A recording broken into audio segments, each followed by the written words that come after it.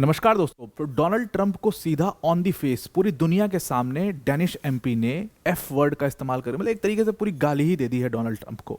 अब ये ट्रंप के साथ ऐसा पहली बार हुआ है कि पूरी दुनिया के सामने उनको किसी ने उनके खिलाफ एफ वर्ड इस्तेमाल किया, और बड़ा ओपनली मीडिया में एकदम प्रॉपर डिबेट के टाइम पर जब ग्रीनलैंड के ऊपर चर्चा हो रही थी तो डेनिश एमपी का फ्रस्ट्रेशन साफ तौर पर वो झलक गया।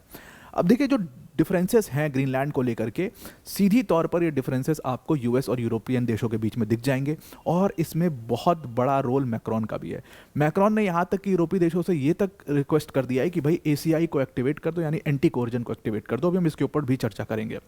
Trump is not really very very happy with Macron. कल हमने इसको कवर भी किया था और आज आपको उसका प्रूफ दिख जाएगा। तो कल से लेकर के आज तक में इतने सारे स्टेटमेंट्स, इतनी सारी चीज़ें आ चुकी हैं, उसको डिस्कस करना यहाँ पर काफ़ी ज़्यादा ज़रूरी हो गया है, और इसको हम काफ़ी डिटेल में डिस्कस करने की कोशिश करेंगे कि ग्रीनलैंड को लेकर के इतना फ्रस्ट्रेशन अचानक से कैसे बढ़ गया है।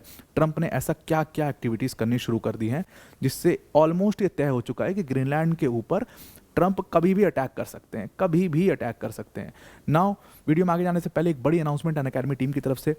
Unacademy revision test series launch कर दिया गया है, और इसमें आपको 8 सब्जेक्ट वाइज ऑनलाइन टेस्ट मिलेंगे।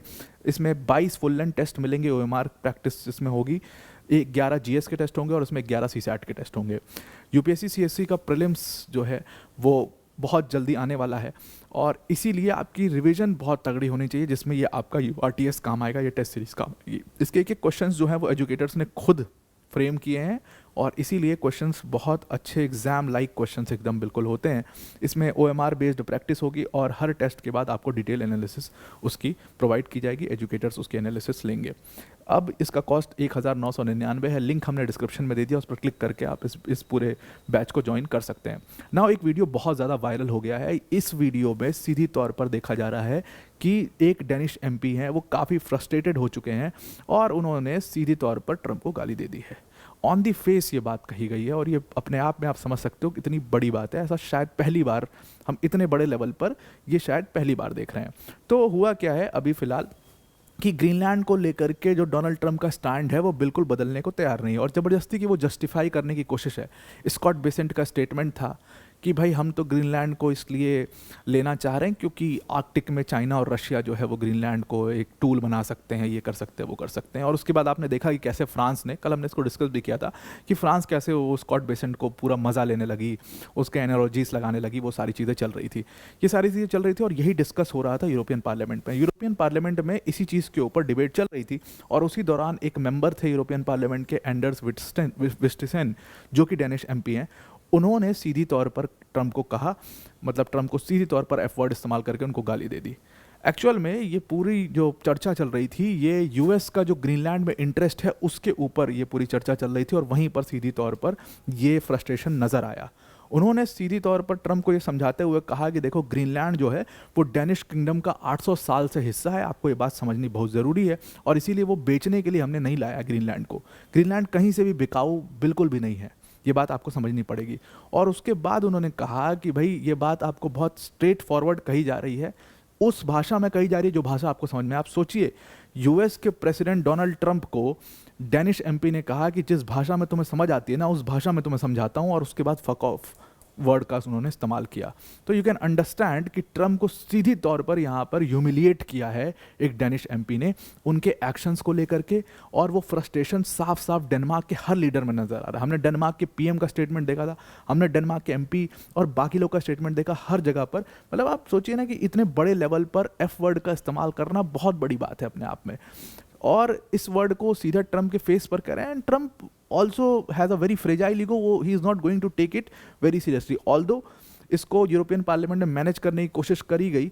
इसमें बोला गया, इनको समझाया गया कि भाई देखिए ये अच्छी लैंग्वेज नहीं है, हम कर्स वर्ड्स का इस्तेमाल नहीं कर सकते, हम ऐसे गाली वाली नहीं दे सकते, वो समझाने की बात चली, लेकिन उन्होंने तब तक कह दिया था, और ball is not in his basket any more. Now अब देखते हैं ट्रंप इसका कैसे जवाब देते हैं। मुझे नहीं लगता कि ट्रंप इसका कोई जवाब दे पाएंगे, क्योंकि इतनी बड़ा ह्यूमिलिएशन उनका कभी हुआ नहीं है। एक्चुअली में हुआ क्या है, ट्रंप को के लिए इतना फ्रस्ट्रेशन और ट्रंप को इतने हेट्रेड से क्यों देखा जा रहा है, क्योंकि उन्होंने नेटो को लगातार कमज़ोर करना शुरू कर दिया है।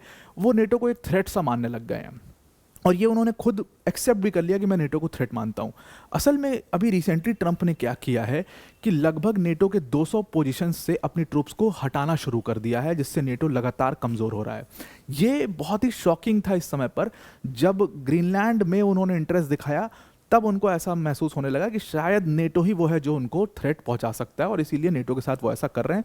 ऐसा कई सारे एक्सपर्ट्स का मानना है। डोनाल्ड ट्रंप ने क्या किया, उनका सीधा सीधा प्लान है कि हम नेटो कमांड सेंटर से जो अपनी ट्रूप्स हैं उनको वापस बुलाना शुरू करेंगे, उनको एलोकेशन जो है उनका चेंज करेंगे, रिवाम्प का कह करके अपनी ट्रूप्स को हम वापस बुला लेंगे। बहुत सारे नेटो कमांड सेंटर्स पर, मतलब मैक्सिमम नेटो कमांड सेंटर्स पर यूएस की अच्छी खासी प्रेजेंस है, यूएस की ट्रूप्स मानी जाती है, जो कि नेटो को काफ़ी ज़्यादा स्ट्रांग बनाती है। और वहाँ से ट्रूप्स हटा देना नेटो को कमज़ोर करने वाली बात हो जाएगी। मैक्रोन ने तो ये तक भी कहा है कि अगर ट्रंप इंटरेस्ट नहीं रखते नेटो में तो शायद यूएस को अब निकल जाना चाहिए यहाँ से। जो ऑफिशियल्स इस चीज़ को काफ़ी डिटेल से सामने से अंदर से देख रहे हैं, उन्होंने एनोनिमस सोर्सेस ने बताया, वो एनोनिमिटी के बेसिस पर उन्होंने बताया कि लगभग 200 पोजीशन से यूएस ट्रूप्स के जाने की बात यहाँ पर सामने आ रही है। ऑल्दो इसको कहा जा रहा है कि ये अनयूजुअल नहीं है, लेकिन ये अपने आप में बहुत बड़ी बात है और अंदर खाने बात शुरू हो चुकी है। आखिर क्यों इन ट्रूप्स को हटाया जा रहा है, उसका सीधा सा रीज़न एक समझ में आता है, जो ट्रंप ने अपने पोस्ट में भी लिखा। ट्रंप को ऐसा अब महसूस होने लग चुका है कि नेटो उनके लिए सबसे ज़्यादा खतरा है, या नेटो उनके लिए सबसे ज़्यादा खतरा खड़ा कर सकता है। नेटो इसलिए उनके लिए सबसे ज़्यादा खतरा खड़ा कर सकता है क्योंकि अगर ग्रीनलैंड के ऊपर वो कोई भी एक्शन लेते हैं तो वहाँ रशिया या चाइना या कोई लड़ने नहीं आएगा। डेनमार्क की आर्मी इतनी बड़ी नहीं है कि वो यूएस से ऐसा लोहा ले पाए। नेटो एक जॉइंट आर्मी है, नेटो एक जॉइंट ग्रुप है जो शायद यूएस से लोहा ले सकता है, और इसीलिए नेटो से उनको थ्रेट महसूस होने लगा है। ट्रंप ने खुद इस बात को एक्सेप्ट भी किया जब वो वर्ल्ड इकोनॉमिक फोरम पर में जा ही रहे थे, उसकी मीट से पहले, उसकी जस्ट मीट से पहले उन्होंने अपने सोशल मीडिया पर नेटो को लेकर के एक पोस्ट लिखा। उस पोस्ट में उन्होंने साफ साफ कहा कि चाइना और रशिया तो सिर्फ बुगीमेन्स हैं, मतलब चाइना और रशिया तो सिर्फ एक दिखाने के लिए एक एनिमी है, मानने के लिए एनिमी है।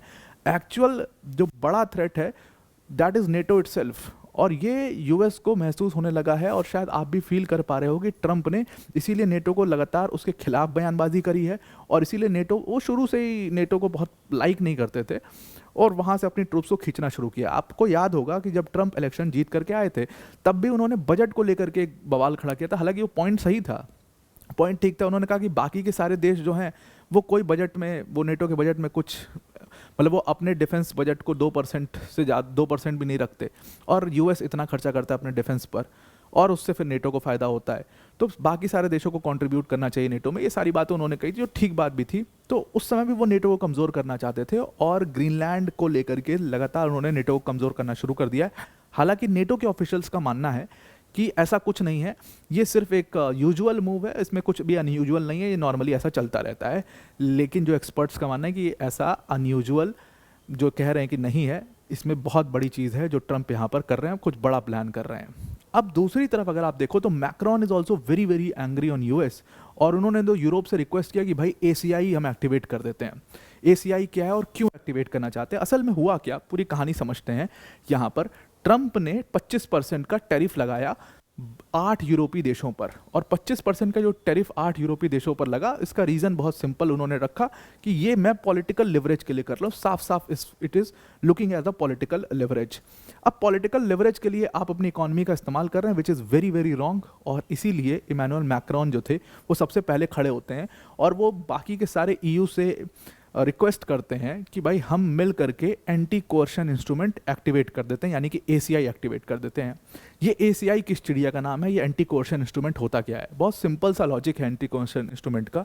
एंटी कोर्शन इंस्ट्रूमेंट एक टूल की तरह ईयू ने यूज़ करना शुरू किया है ताकि उन ईयू के देशों को इकोनॉमिक ब्लैकमेल से बचाया जा सके। जैसे चाइना लेवरेज लेता है, जैसे रशिया एनर्जी का लेवरेज लेता है, जैसे यूएस है वो अब टैरिफ से पॉलिटिकल लेवरेज लेने की कोशिश कर रहा है। तो ऐसे कोई भी ब्लैकमेल, इकोनॉमिकली ब्लैकमेल करने की कोशिश करे ईयू को, तो ईयू क्या करेगा, एंटी कोर्जन इंस्ट्रूमेंट को एक्टिवेट करेगा, जो कि काउंटर टैरिफ सा होगा। अब इसमें होता क्या है कि ईयू जो है वो एक डिप्लोमेटिक वार्निंग देता है। अगर फिर भी आपने जो भी देश है वो उसने इस डिप्लोमेटिक वार्निंग को नहीं माना और उसको कंटिन्यू किया, तो फिर ईयू क्या करेगा, उसके रिस्पॉन्स में काउंटर टैरिफ करेगा। जैसे हमने चाइना के केस में देखा था, उन्होंने रिटालिएट किया था, वैसा ही रिटालिएशन है ये। तो उसको ये काउंटर टैरिफ करेंगे, या उसमें ये सर्विसेज के ऊपर रेस्ट्रिक्शंस लगा देंगे, या ये फॉरेन इन्वेस्टमेंट के ऊपर जो है वो लिमिट लगा देंगे। ये सारी चीज़ें करके वो उनको धरातल पर लाने की कोशिश करेंगे। मैक्रॉन ने बहुत स्ट्रांगली ये रिक्वेस्ट किया है कि हम एंटी कोर्जन इंस्ट्रूमेंट को इम्प्लीमेंट करते हैं, और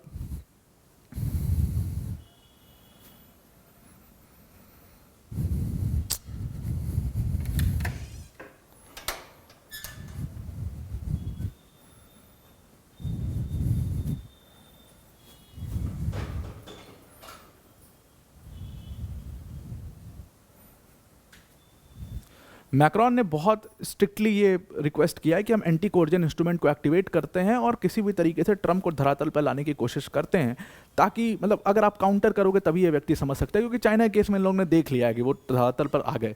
बट क्या ये करने से मामला और बिगड़ेगा नहीं? क्या ग्रीनलैंड और खतरे में नहीं आ जाएगा? क्या ट्रंप ग्रीनलैंड को लेकर के और सीरियस नहीं हो जाएंगे? ये एक बहुत बड़ा सवाल है जो इन लोग के सामने है, और इसको किस तरीके से ये लोग नॉर्मलाइज करने की सिचुएशन को कोशिश करते हैं। Let's see. So I hope आपको पूरा आर्टिकल समझ में आ गया होगा। आज के लिए इतना ही। Thank you and have a nice day.